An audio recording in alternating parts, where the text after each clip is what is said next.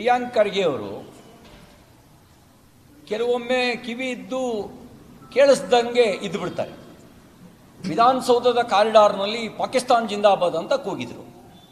ಈ ಪುಣ್ಯಾತ್ಮನಿಗೆ ಕೇಳಿಸ್ಲೇ ಇಲ್ಲ. ಪತ್ರಕರ್ತರು ಹೇಳಿದ್ರು ಅದು ಹಂಗಲ್ಲ ಅಂತ ಸಮರ್ಥನೆ ಕೊಡ್ಲಿಕ್ಕೆ ಹೊರಟರು.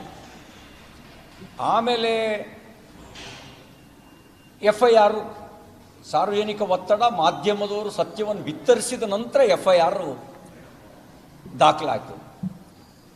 ಇವತ್ತಿಗೂ ಅವರ ಪಕ್ಷದ ಒಬ್ಬ ಜವಾಬ್ದಾರಿಯುತ ಸಂಸದ, ನನಗಿರೋ ಇನ್ಫಾರ್ಮೇಷನ್ ಪ್ರಕಾರ SIT ಮುಂದೆ ಹೋಗಿ ಸ್ಟೇಟ್ಮೆಂಟೇ ಕೊಡಲಿಲ್ವಂತ. SIT ಮುಂದೆ ಸ್ಟೇಟ್ಮೆಂಟೇ ಕೊಡಲಿಲ್ಲ. ಈ ವಿಷಯದಲ್ಲಿ ಇವ್ರ ಬಾಯಿಯಿಂದ ಮಾತೇ ಬರಲ್ಲ. ಕೆಲವೊಮ್ಮೆ ಕಣ್ಣಿದ್ದು ದೃಷ್ಟಿಹೀನರಂತೆ, ಕಿವಿ ಇದ್ದು ಕೇಳಿಸ್ಲಾರ್ದವರಂತೆ ಇರುವ ಜಾಣ್ಮೆ ಪ್ರಿಯಾಂಕ್ ಖರ್ಗೆ ಅವರಿಗಿದೆ. ಮತ್ತು ನೀವು ಹೇಳಿದಂತೆ ಲಾಠಿ ಹಿಡಿಯೋದು ಸಂವಿಧಾನ ಬಾಹಿರ ಅಲ್ಲ. ಲಾಠಿ ನಿಮಗೆ ಯಾವಾಗ ಬಾಂಬ್ ಥರ ಕಾಣ್ತು?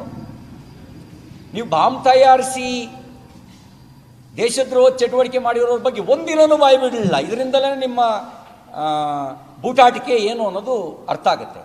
ಹಾಗಾಗಿ ಈ ನಿಮ್ಮ ದ್ವೇಷದ ಮನಸ್ಥಿತಿಯನ್ನು ಬದಲಾಯಿಸ್ಕೊಳ್ಳಿ.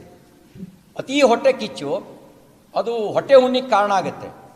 ಆ ಹೊಟ್ಟೆ ಹುಣ್ಣು ಒಳ್ಳೆಯದಲ್ಲ. ನಿಮ್ಮ ಈ ಹೊಟ್ಟೆ ಕಿಚ್ಚು ನಿಮ್ಮ ಹೊಟ್ಟೆ ಹುಣ್ಣಿಗೆ ಕಾರಣವಾಗಿ ಮುಂದೊಂದು ದಿನ ನೀವು ರೋಗಿಗಳಾಗಿ ನರಳುವ ಸ್ಥಿತಿ ಬರಬಾರ್ದು.